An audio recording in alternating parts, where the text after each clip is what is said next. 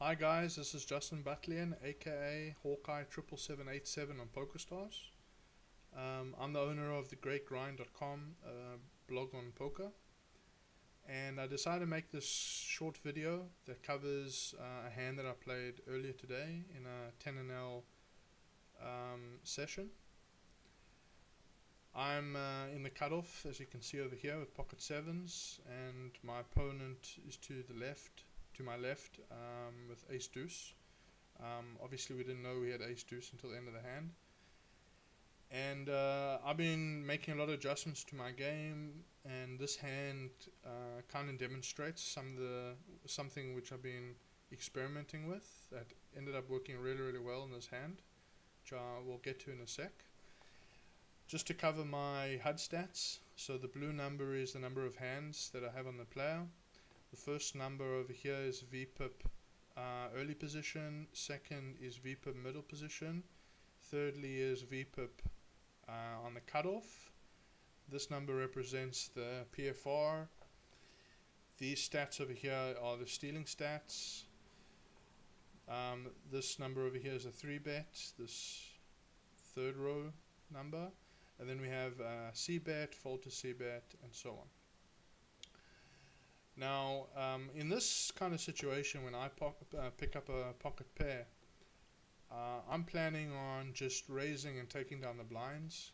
You can see both of our blinds are nits with relatively low 3-bets, so I'm not worried. We do have a fish to my left and a fish to my right. Quite a lot of hands on the nits, so I feel I have a lot of information on them. And yeah, that's it. Not anything too exciting yet. So let's see how the hand plays out. So it's folded around to me, and I'll make my standard 3x raise. As I mentioned, my goal here is to raise for value with a medium strength hand, try and pick up the blinds. And the fish to my left calls. He's got position on me, which is something we have to take into consideration. And now we're just hoping we don't get squeezed by the nits and the blinds. So thankfully both of them fold. And at this point, we have to see what we know about this guy. First of all, we know he's very, very loose. We have 60 hands on him, and he's played at this point 50% of them, as we can see over here, this 50 number over here. These are all in percentages, obviously. So his range at this point, in late position, the button, he's played 50% so far, and the cutoff 71%, and the early positions over like basically 40%. So he's playing like almost more, like he's playing half his hand so far, 30 out of 60 hands. So it's obvious a fish, and so at this point we can't really put the guy in a range. He's going to have everything and anything. So pocket 7 is obviously ahead, way ahead of that range. We're not worried about that. But I guess the tricky thing against players like this is if he picks up anything on the flop, usually they don't give it up. And pocket 7s can't really improve. Unless it hits a low flop, it's gonna get awkward, especially with the guy having position on me. So at this point, depending on the flop, almost any flop though, because he's so loose, I'm gonna be c-betting, and hopefully he's got complete air and he just folds. So that's what I'm thinking. Now the flop is obviously a dream flop for us. We flop our set, bottom set, and yeah, I mean we're not worried at all. We knew we were ahead of his range. He doesn't have aces almost ever in this spot, and jacks also, same thing. We would have expected him to raise. So we're ahead, and an important thing to also note is this is kind of a semi-wet board, meaning there's a lot of gut shot type of hands that the guy could potentially have. Things like 8-9, 8-10, hands like that, king queen, queen 10, king 10, a lot of gut shots. So that's something we got to be kind of aware of, but we're not too concerned because that's only a small part of his range, and the chances of it hitting on the turn is relatively low. But an 8, a 9, a 10, a queen, a king, a 10, there's a lot of hands which could potentially increase, could potentially turn the situation around and give the guy the best hand. Just something we got to be aware of, but statistically we're not going to make any major changes in this hand because the chance of that happening are so low. At this point you can see that we're such a massive favorite on a single pair. I mean, he needs a runner, so our hand is just so strong at this point. So with all of that being said, what do we want to do here? Our goal ultimately is to try and get all of his money. But based on the information we have, and because of the strength of our hand on the flop, should we bet or should we check? Now, if we bet and the guy's got 4-5, he's got queen 3, so much of his range completely misses, the guy's just going to fold. And we're not going to make any money, right? We're not going to achieve our main goal, which is to try and get as much money from this guy as we can. We're not hitting a set against a fish very often. It's going to be very, very rare that you heads up with a set against a player this bad. So we want to take advantage of the situation. So we want to check in this spot for 2 reasons. Number one, we want to keep him in the hand. So if we bet, the chances are he's folding. That's number one. Number two, it allows the guy to bluff at us. He's got position. If we check, it indicates weakness, even especially to a non-thinking player. And the guy might lead out to something like queen 9, any jack, any ace, any 7. He's probably going to be betting, and so on. That's number one. Number two, we want to allow the guy to improve a bit, meaning if he's got something like queen 10 and 10 or a queen hit, he might now assume he's got the best hand because we never bet. If he's got 2 spades or 2 hearts or 2 diamonds, and the diamond comes off, his hand's now improved. The concern with that, I guess, is we are giving him a free card to hit his gut shots, which might happen now and then, and he might hit that backdoor flush, and we might end up losing the hand. But the risk of that versus the additional value we're going to get by allowing him to bluff is so much larger than that concern. So the best thing to do here is to check. So I check, he checks, and at this point, because he's checking, we're kind of going with our belief right now that the guy's got absolutely nothing. So the turn's a really good card for us. It's a jack.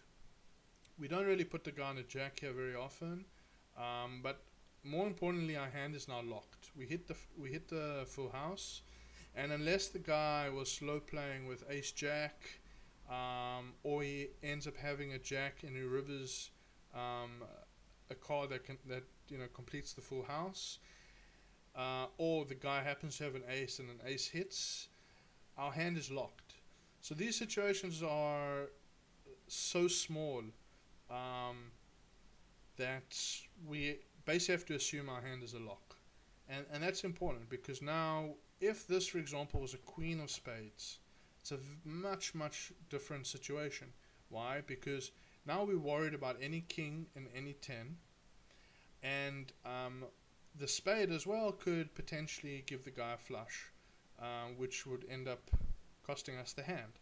So now that the hand's basically locked, except for the straight flush draw, which we're not ever going to consider as part of the factors in this hand, we're very, very happy.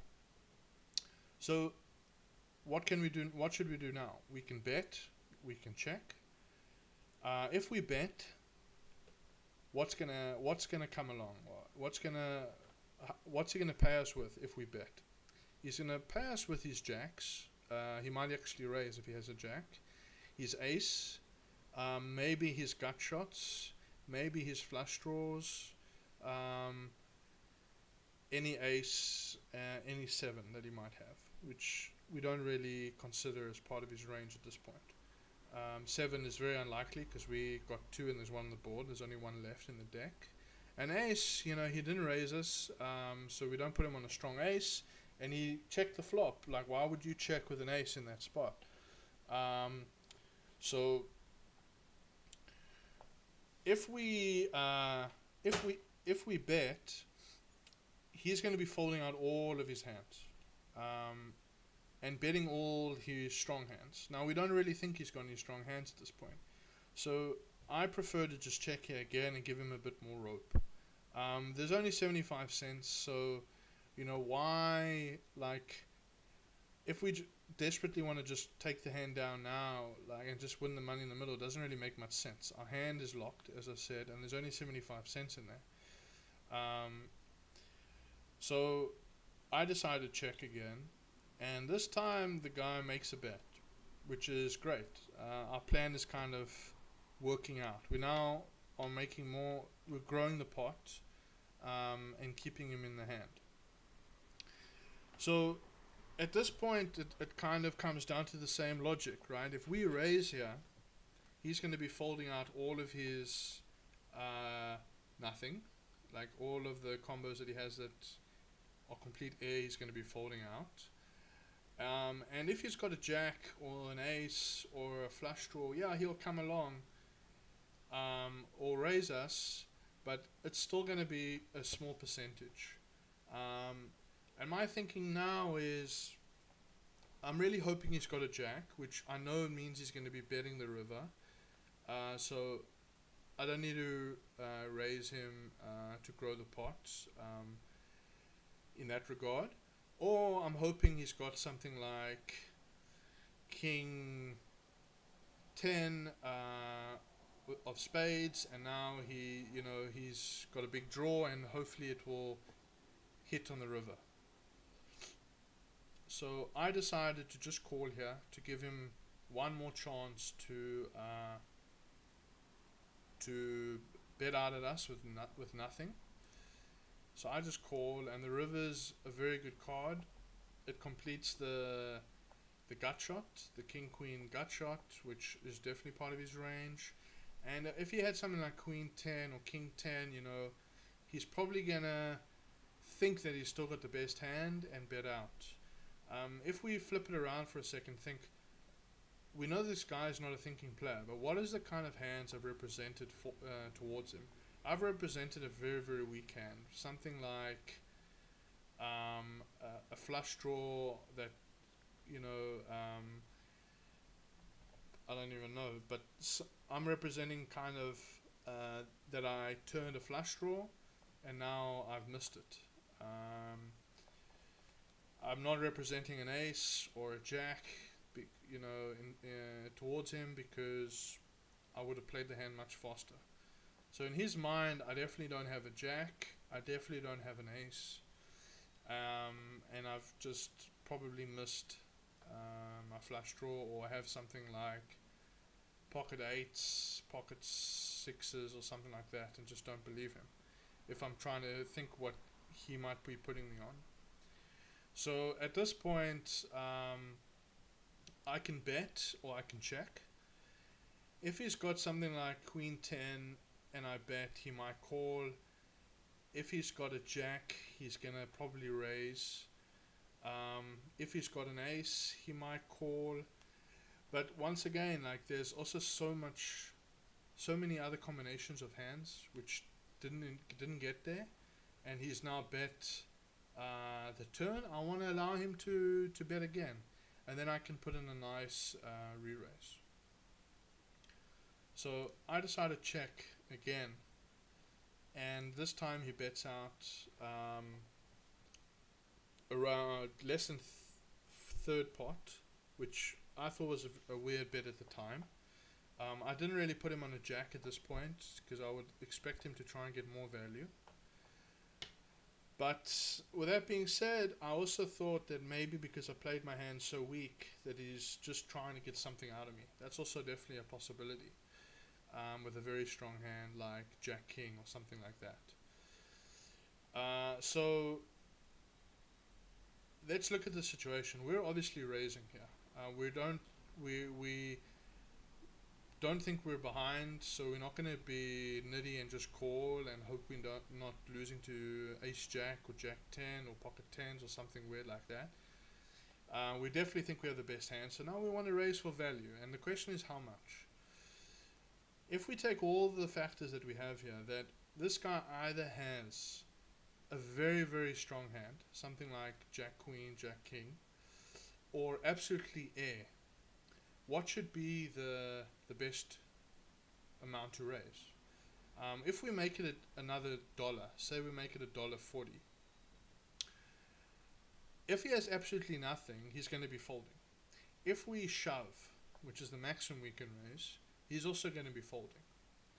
If the guy has jack queen, if we make it $1.40, he might actually re-raise us. But if we shove, he's also probably calling. So there's really no difference if you think about it, based on what we think the guy has, in regards to what he's going to do. If we shove, we'll make it $1.40. So we might as well shove. That's the best chance we have of getting all the money. Now, granted, he's not going to have a jack or a straight here very often. So I guess the one argument you can make is if we think that it's more likely he's got something like queen 10, king 10, or king queen in this spot versus a jack, or even an ace is probably more likely than a jack here, then why not make it $1.40 and get some value? That is a good argument, and in all honesty, I haven't run the numbers to see what's the best in the long run. You could argue that if winning $1 each time is going to happen much more frequently than getting the $7 that he's got behind. But the truth is, this kind of spot is not going to be happening very often against a player who for a fact is not a thinking player. So you might as well use that opportunity, the rare opportunity, to make the maximum. Against the regs and thinking players, try and grind out a few extra big blinds. But against the real fish, you want to try and get it all, because they just don't like to fold and they're not thinking. And because we've played this hand so slowly and so very weakly, we're representing a very weak hand here. If we shove, it also makes it look like a bluff. It makes us look like we don't believe you, man. Just fold your hand. We want to pick it up. So I end up shoving, and thankfully he found the call. Obviously a very bad call with a single pair. He had the ace in the end, which I was surprised to see. When he called, I immediately thought he had a jack. And I ended up winning a very nice pot, almost a full buy-in. Let's see, how much did he start the hand with? Almost $8. Actually, yeah, over $8 I won in the hand, which I was really happy about. And I guess the main lesson here is, against non-thinking players, especially when you flop a very, very strong hand and your hand becomes locked, then try and think a bit out of the box, based on perceived strength of your opponent's hand to get the maximum. Try and be greedy in spots like this where you really aren't worried what your opponent has, because believe it or not, they'll end up calling off their entire stack with a single pair every now and then, and that extra profit makes all the difference in your win rate, which has been really my main goal in the last 6 months is to improve my win rate. So that's it, guys. I hope you enjoyed the video. Leave your comments below and let me know what you think of this format. And hopefully I'll be making more of these videos in the near future and covering some cool lessons. So thanks.